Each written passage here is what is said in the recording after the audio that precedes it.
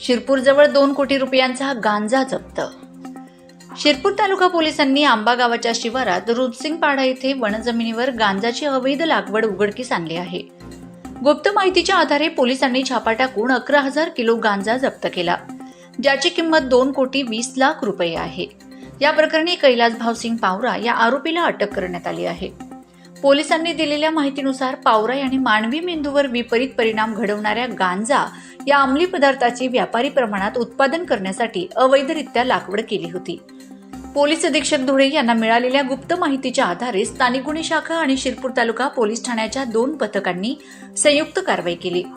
Police निरीक्षक जयपाल हिरे आणि सहाय्यक पोलीस निरीक्षक श्रीकृष्ण पारधी यांच्या नेतृत्वाखाली ही कारवाई करण्यात आली। छापा टाकून पाहणी केली असता कैलास पावरा हा गांजाची अवैधरित्या लागवड करताना आढळला। पोलिसांनी घटनास्थळावरून 2 कोटी 20 लाख रुपये किमतीचा 11,000 किलो वजनाचा गांजा वनस्पती जप्त केला। याबाबत पोलीस हेड कॉन्स्टेबल पवन गवळी यांनी दिलेल्या तक्रारीवरून शिरपूर तालुका पोलीस ठाण्यात गुन्हा दाखल करण्यात आला आहे।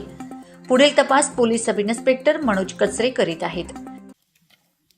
आज आपण शिरपूर तालुका पोलीस स्टेशन हद्दीतील जे आंबेगाव आहे त्या आंबेगावातील हा जो मध्य प्रदेश राज्याला लागून असलेल्या सीमावर्ती फॉरेस्ट भागात आलेलो आहोत। या ठिकाणी काही मध्य प्रदेशातून आलेल्या आदिवासी लोकांकडून अशा पद्धतीने ही गांजाची शेती केली जाते।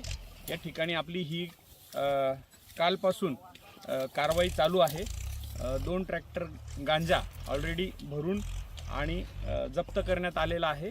अजूनही आपण सगळे पाहू शकतात की शेतात अशा पद्धतीने हा गांजा कापून आणि जो उपटणे शक्य आहे तो उपटून आपण त्याचं पंचांसमक्ष जप्ती पंचनामा करत आहोत। या ठिकाणी गांजाबरोबरच आंतरपीक मध्ये मका केला जातो आणि मक्यामध्ये गांजा, दादर या पिकात गांजा अशा पद्धतीने ही गांजाची शेती केली जाते। आपल्याला 500 मीटरवरती फक्त मध्य प्रदेश राज्याची सीमा लागून आहे आणि त्याचाच फायदा या ठिकाणी ह्या लोकांकडून गांजाची शेती करण्यासाठी घेतला जातो। आतापर्यंत साधारण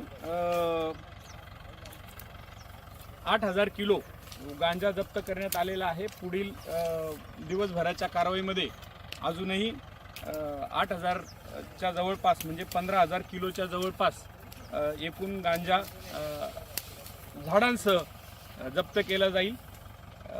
ॲक्च्युली आता हे जर आपण झाड बघितलं तर ह्या झाडामध्ये पूर्ण झाड हे गांजा म्हणून वापरलं जात नाही, तर ह्याच्यातलं हे जे समोरचा शेंडा आहे या शेंड्याचा वापर फक्त गांजा या अंमली पदार्थासाठी केला जातो ह्या शेंड्याचा। परंतु आपण जप्तीत कारवाई करताना असं पूर्ण झाड उपटून त्याचं वजन करत असतो, त्याच्यामुळे ते